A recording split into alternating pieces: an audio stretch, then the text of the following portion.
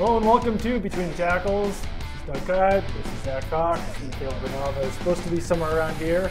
Once again, out. That's because the Bruins and the Celtics are still in the playoffs. So taking a nice month-long break from us. Yeah, I think she's deserted us for good, and she just hasn't admitted it yet. She's just sick. She's sick of the off-season podcast game. Yeah, she's waiting until the real thing starts back up. I think honestly, she's still a little bit mad that she was wrong about the NFL rules verdict. So I can't blame her too much over that. She'll get over it at some point and be back. But there actually is plenty going on in the Patriots world. Busy week. Right now, very busy week, long week, and the Patriots visited the White House on Wednesday. I was there. You were watching from television, I would assume. What was, I guess, your takeaway from watching it from afar? It was kind of what I expected. Yeah. I mean, it was awkward. It was the three speeches between Trump's and Bill Belichick's and Robert Kraft. They were just a little weird, as I kind of expected it to be. I was a little surprised that there was no mention of Tom Brady. Obviously, Brady was not at the White House with the team. He stayed home he called it a personal family matter. There were reports that he stayed in Boston to hang out with his mom, which after everything she's been through this past year is very understandable. Right. But given how long Trump and Brady go back, it was a little surprising that he didn't at least get a little shout out in there. Yeah, I was pretty shocked by that, at least for him to acknowledge. I would have expected Trump to say, like, oh, you know, my good buddy Tom isn't here, his mother is sick, something like that. Yeah. But no, not even that. I don't know if he was perturbed. That's the report out of TMZ, right? Yeah. That said that there's a rift between Brady and Trump now because they Brady called it a feud. This. A feud. Ooh, even worse than a rift. I think feud has escalated beyond rift at that point. I don't know what to take away from that. Sure, I believe that, I guess. Trump seems like the kind of guy who would start a feud over a guy skipping a White House visit. But yeah, I would agree with you. It was kind of tame. I think, you know, we'll get into this later, but the Aaron Hernandez news that morning certainly, I think, cast a shadow over the event a little bit. Couldn't be quite as celebratory. In the past White House visit, Bill Belichick, Julian Edelman, Rob Gronkowski, and Chandler Jones spoke to the media. After this White House visit, they just kind of shooed Joe Cardona and Malcolm Mitchell in with the media to just speak really quick. Obviously, couldn't ask those guys any questions about Aaron Hernandez. You know, Malcolm Mitchell was a rookie. Joe Cardona is a second-year player. So they both got shout-outs from Trump. They both seemed happy about that. But I guess I can't really blame the Patriots for not throwing a guy in there who could answer questions about Trump, even if it would be Bill Belichick. This was supposed to be their moment to celebrate the Super Bowl, and they clearly did not want to be talking about Aaron Hernandez at the time. Yeah, no, I would agree. I mean, it was very strange how these two, I mean, the word I kept seeing get thrown around was surreal, and it really was surreal. Yeah. The fact that I woke up to the Hernandez news, as I'm sure you did too, thinking that we're going to cover the Patriots at the White House today. It's going to be, I don't know, get a few videos of Trump saying some wild stuff, whatever. And yeah, to wake up to the news that Aaron Hernandez is dead of an apparent suicide, and it was just confirmed yesterday that it was officially ruled a suicide. It was a strange juxtaposition of the two things. I heard some people saying, Bob Lee from ESPN, chief among them, that the Patriots shouldn't have gone through with the White House visit because of the Hernandez thing. I don't agree with that. No. It definitely made it a little bit weird just with both of those stories going on at the same time. But yeah, I mean, for a team that surely wants to distance itself from everything that Aaron Hernandez did and was accused of doing, to cancel a visit like that because of that would have been just bringing him right back into the fold. Oh, absolutely. Yeah, and they didn't even make a statement on it. Yeah. So expecting them to cancel the visit with all the planning that's gone into it, I mean, I don't think that you can really just plan things in the White House like on the fly. So yeah, we'll come back next week. Right, exactly. I don't think that was really going to fly. So biggest story I was expecting out of the day, like I said, we'll get back into the Hernandez stuff a little bit later, but biggest story I expected out of the day was the attendance. And you know, as soon as we got there, we took attendance when we saw the picture of the players all surrounding the trophies, and it's pretty much split right down the middle. I mean, there was 34 guys there, 36 guys not there, but among those 36 that weren't there, only 21 were actually on the 53-man roster. The other guys who skipped were on the injured reserve or the practice squad. So I don't know. I don't think the story of the day was the players who skipped, because there were a lot. 21 is still a lot. 36 is still a lot. But, you know, a lot of those guys were on the Super Bowl team 2 years ago. some of those guys are on other teams now. They don't want to, I don't know if they have to pay for themselves to fly to the White House. I'm not sure what the circumstances there are. Maybe they didn't have a day off from their new team. Maybe they're still trying to get acquainted. So I don't know. I was expecting it to be either more or less, and since it was split right down the middle, there was kind of no story there at all. I agree, especially because we don't know most of the players' reasonings for it. I believe there was only 6 or maybe even 5 who said that they weren't going because Donald Trump was the president. Yeah, yep. Excuse me. Other than that, yeah, there are so many different circumstances, especially for the guys that are now with new teams. I heard Logan Ryan was moving to Nashville, so he didn't want to kind of switch around his whole schedule with that. And yeah, if you look back, especially at the Patriots have been to the White House quite a bit over the last 15 years. And I believe it was 2005 was a similar situation. They had won the Super Bowl 2 years, or actually the year earlier, and then they came back the next year. And it was a pretty similar crowd. I think it was 36 that year that the Patriots said. So can't draw too many conclusions. I think people were very ready to make a big deal out of this.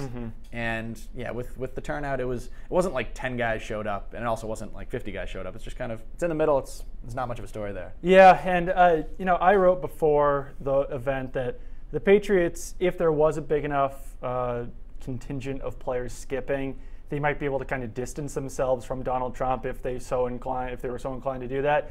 And they almost went the opposite way, I thought, because of the New York Times tweet that compared the crowds of 2015 to 2017. The Times isn't helping themselves out. They didn't help themselves out much there, but the Patriots really ran to, I don't know if it was Trump's defense or their defense or whose defense it was, but they were really adamant to get out there and without saying it, basically declaring that fake news. Basically, so I don't know. I mean, I think that was kind of sitting there and siding with Trump more than the other way. And anyone who associates the Patriots with Trump would probably continue to do that after the Patriots were so adamant and explained why the pictures were so different. And it's a fair thing to say. I was actually kind of surprised that a lot of the front office guys were sitting on the lawn rather than standing on the steps. So I don't know. Maybe the Patriots shouldn't have done that because inevitably that picture would come out there of comparing the two crowds. But yeah, they really kind of ran to their own defense there. Yeah, it was a surprising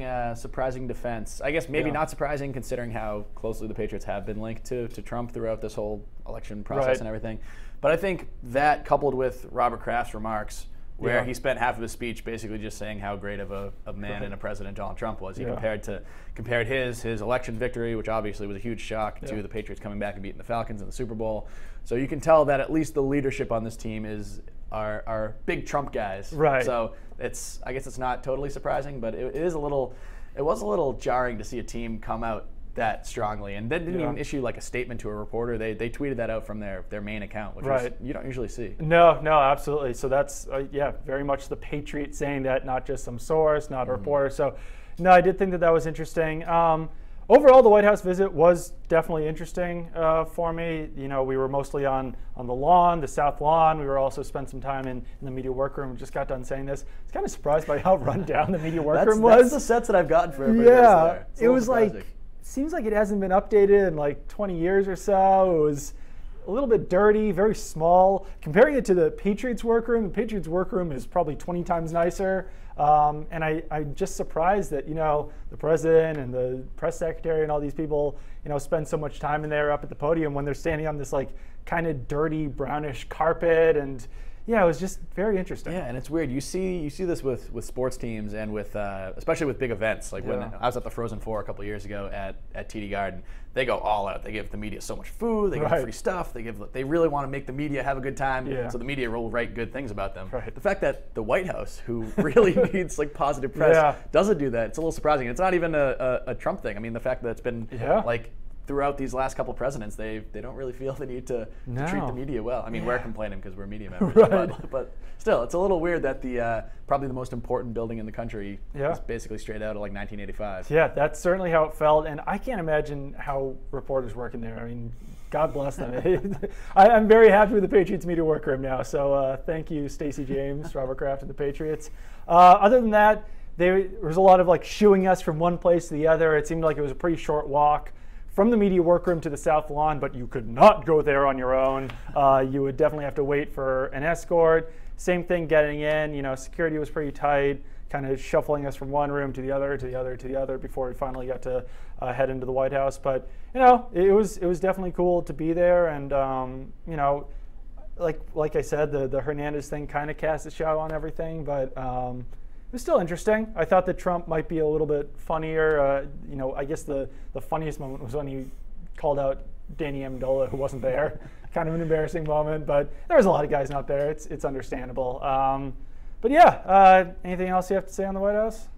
Nah. Yeah. I think it was not as interesting as I expected it to be. I would say that too. It was just kind of, it was standard. Yeah. Fairly standard. Biggest news in the world, biggest news of the year, every year, NFL schedule released. Yes. I mean, I know that we wait months and months and months for this. I'm already counting down the 364 days before we get our next NFL schedule because it's just so exciting. So necessary to do it at 8 p.m. too. It's so stupid. I understand most things that the NFL tries to make as this like primetime event. This is not one of them. I even understand making media night of the Super Bowl primetime event more than this, because seeing players talk before the Super Bowl is more interesting than seeing a schedule. What can you even say about a schedule 4 months out or whatever it is from an NFL season? But the NFL manages to do it. It was nice that Marc Bertrand leaked the NFL schedule beforehand, because that allowed me to kind of prep what I had to write. That allowed you to kind of prep what you had to write, and then we were able to focus on other things last night. But I guess the big takeaways are that the Patriots play five of 6 games after the bye on the road, and they play 5 of their 6 in-division games after the bye. Yeah. Those are both pretty strange. Yeah, their last 5 of their last 6 games of the season are against divisional opponents. Yeah. The other one in there is against the Steelers on the road. So that's not an easy game. That's a very difficult way to end your season. Yeah. On the other hand, they play a lot of home games early in the season. 5 of their 8 home games are within their first 8 games. So 5 of their first 8 games are on the road. There we go. That's the way to say it. But it's definitely going to be a tough home stretch. I know the NFL. They've done this over the last couple of years, maybe not so much this past year, but they play a lot of divisional games right down at the end, just to. I'm sure it's to kind of heighten up the anticipation of these division races and stuff like that, especially in a division like the AFC East that's been pretty one-sided for 15 years. Yeah. But especially if the Dolphins continue their upward trend, the Patriots play them twice in 3 weeks. They play them on Thanksgiving weekend, then they play them on Monday night, December 11th, 2 weeks later. So that could be an exciting stretch. And obviously you got the home opener against KC. You got the Falcons game, not until week 7. It's going to be a Sunday night game. What'd you take? What'd you take from this? That's pretty much it. I mean, the other interesting thing is, like I said, after the bye, they've got the 5 of their next 6 games are on the road. And the interesting stretch there is at Denver and then at Mexico City against the Raiders. You've got to assume that they're going to stay in Denver for at least a little bit, then maybe leave for Mexico City early, because it doesn't really make sense. I saw some people say like maybe they could go to California or something. You want the altitude, though. You want the altitude, plus the flight from Denver to California is a few hours. And then the flight from, if they stayed in San Diego, for instance, the flight from San Diego to Mexico City is still about 6 hours. It's almost the same as flying from New England to Mexico City. Mexico City is really far down there and kind of in the middle of Mexico. So going to California really wouldn't help things much. So I think staying in the altitude of Denver and then maybe leaving for Mexico City, that's probably the best approach they could take to this. Stay in the altitude, don't have to fly back to New England for that stretch. And there's really not a whole lot going on. Players don't have to worry about the holidays at that point. It's between November 12th and November 19th. So it's kind of a nice stretch to just kind of stay out west with the team and maybe get kind of a training camp experience there. I think that might almost be a benefit to stay, because it's hard to replicate Mexico City, the atmosphere there, but especially because it's so high above sea level. Denver's one of the only places in the country that really can match that. Plus, Denver doesn't have you don't want to spend a week in Mexico City because the air pollution there is so bad. It's really not good on players' lungs and everything. But staying in Denver would let you train in that altitude without the dangers of the Mexico City air and all that stuff. So I think it could be a benefit. I mean, rather than going from Boston to Mexico 3 or 4 days before the game, get to hang around in Denver for a week. That could be could be a benefit. And the flight from Denver to Mexico City is actually quite a bit shorter. It's like, I think I looked it up, it's about 3.5 hours rather than the 6.5 hours from Foxborough. So that would help too. I mean, not that, flying 3.5 hours is that much easier than 6 hours, but helps a little bit. It's surprising they didn't make this a Sunday night game or a primetime game. It's a late afternoon game. Yeah, that is interesting. I guess that's really, that's when the big ratings are, those 4 o'clock games. I guess so.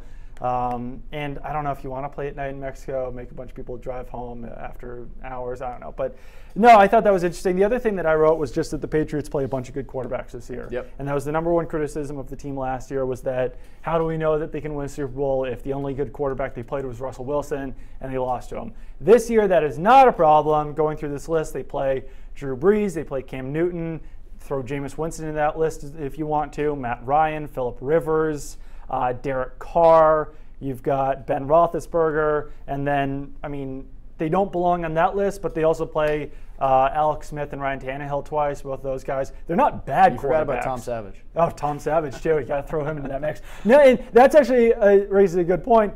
There's a decent chance they play Tony Romo this year. Tony Romo could be playing for the Texans in Week 3, or he could be playing for the Broncos in, Week 10. So, I mean, you can throw him in pencil too that he could be playing the Patriots as well this season. But no, I mean, obviously Tom Savage, crappy quarterback. Whoever the Jets throw out there, crappy quarterback. Tyrod Taylor's whatever. But outside of really Savage and whoever the Jets throw out there, they're not playing a bottom 5 quarterback this year other than those guys. Yeah.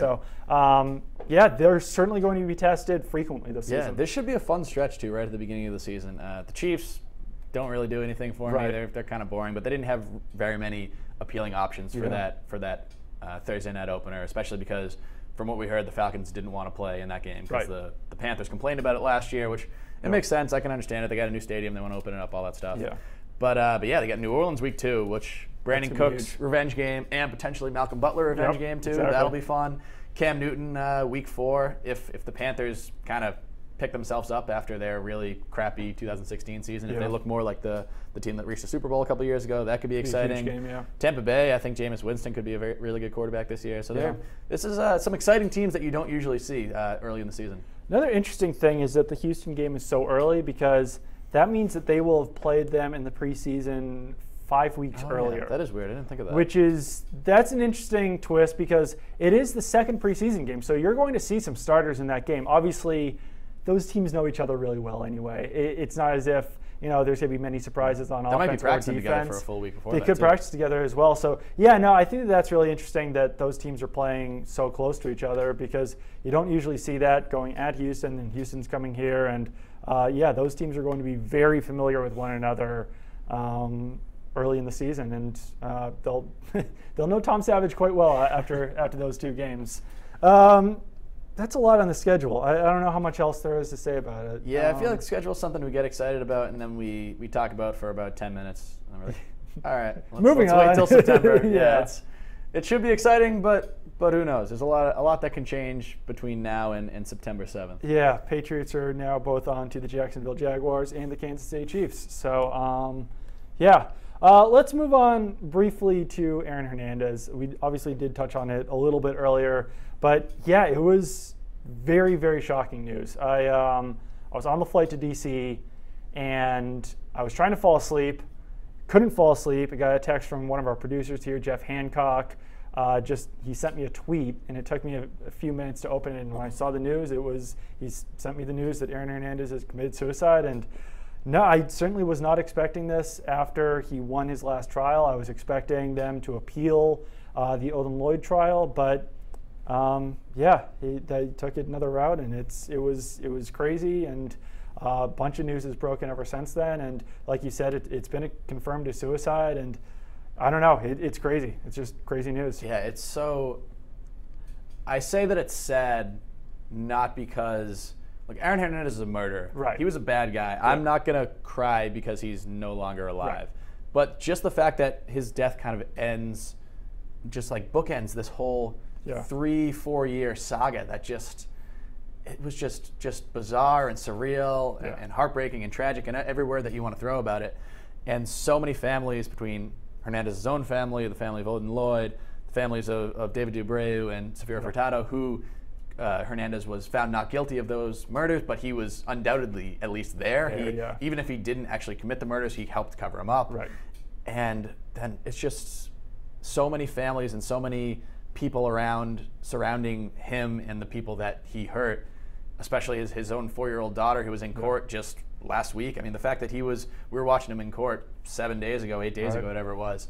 It's just weird. It's sad.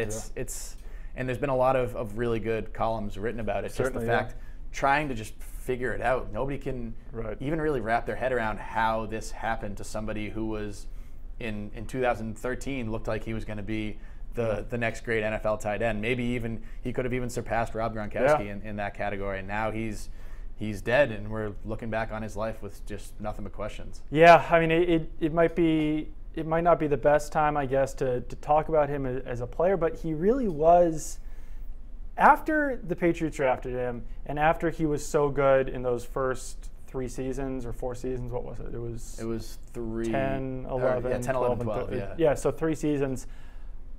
NFL teams started drafting other players like him, like the Eric Ebrons and these like 240, 250 pound tight ends, and none of them really lived up to what he did. Yeah. So it really was. It is sad that he decided to throw it all away. I mean, he could have been at the White House with the Patriots on Wednesday, and obviously, his life took another turn. And it's crazy. And it seems like one of the reports that came out after his suicide was that he might have smoked synthetic marijuana. If you remember, that's what Chandler Jones smoked before he went to the police station and had his freak out and was shirtless. So there was some speculation that maybe this wasn't a planned thing for Hernandez, but he did reportedly leave 3 suicide notes for his mother, daughter, and fiance. He had a Bible out, so it seems like this was something that was planned for a while. And I don't know. One thing that we were talking about at the White House, some of the other reporters, was that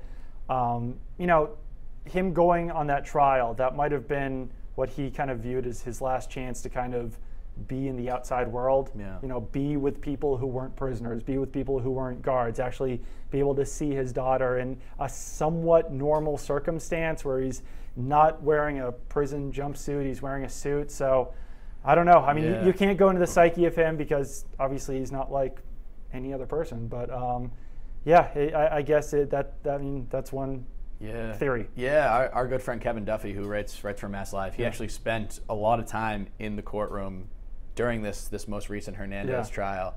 And he was one of the only, I mean, I feel like most football-focused reporters have kind of just moved on. Like his first trial was very, very highly attended and publicized and everything. But now I think everybody kind of thought, like, well, even if he wins this, he's still going to be in jail. Yeah. But Kevin spent a lot of time down there, and he wrote a really good piece, both after the not guilty verdict and then just a couple days later after obviously the suicide.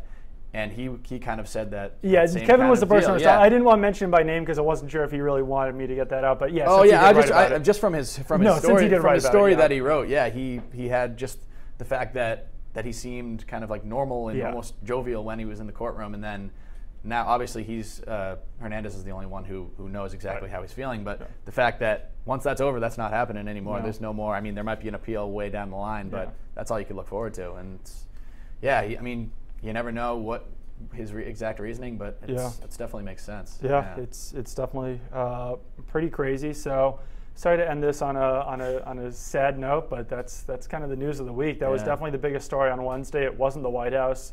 It was Hernandez. And I don't know if the Patriots are ever really going to talk about this because they were supposed to meet with the media on Thursday. They were supposed to have a player for us, and they didn't. So that player probably would have been asked about it. Now Tuesday, I don't know if they'll send a player out there for us. They were supposed to, but they might just wait to have the next media availability until the draft. And obviously, Bill Belichick at the draft probably will be asked about Hernandez, but since there's going to be so much else going on, it could just be 1 or 2 questions, him not answering them, and us moving on. Because there is going to be other stories to write that are kind of more pressing at that moment. And I can understand him being asked about it, but I could also kind of understand him not wanting to talk about it because he's said his piece on Hernandez at this point, and they're really not even acknowledging it. What does he have to really say too? I mean, he will be asked about it. I'm sure we'll ask him about it just because we want to know his take on it. But there's not a whole lot to say anymore, especially from a team perspective, since he's been so distant from the team for so long. That was a long time ago. It's obviously a sad situation, but other than that, we're kind of on a wait-and-see basis on Mike Gillislee. We're kind of on a wait-and-see basis about Malcolm Butler. Monday we might know. Monday's the deadline for the Bills to match the offer sheet. Match the offer sheet. So we'll know potentially by Monday. by the show Monday, you might know what the deal is with Mike Gillislee, whether the Patriots will have yet another running back. We can talk about this next week. They're now paying running backs just ridiculous amounts of money. Just a complete departure from what they've done in years past. But that's a conversation for another day when we know whether they actually will get Gillislee or not. Absolutely, yeah. They have a very loaded continuing running backs right now, so we'll see what happens there. Butler we'll probably find out next week as well, certainly, by the draft, whether they're going to deal him for a first-round pick, second, third-round pick. If they don't deal him at all, we'll kind of have to wait and see on that too. It sounds like that could still come together. And yeah, that will help decide whether they want to bring in Jason McCourty, whether they want to draft a guy, whether it's a Dory Jackson or some other cornerback. And yeah, wait and see. But we will be back with the football word on Monday, hopefully after we get Mike Gillislee news, and then we'll talk about that, the draft. We got the draft coming up, so we'll have some between the tackles on Wednesday or Thursday for that. And yeah, stay tuned for all that.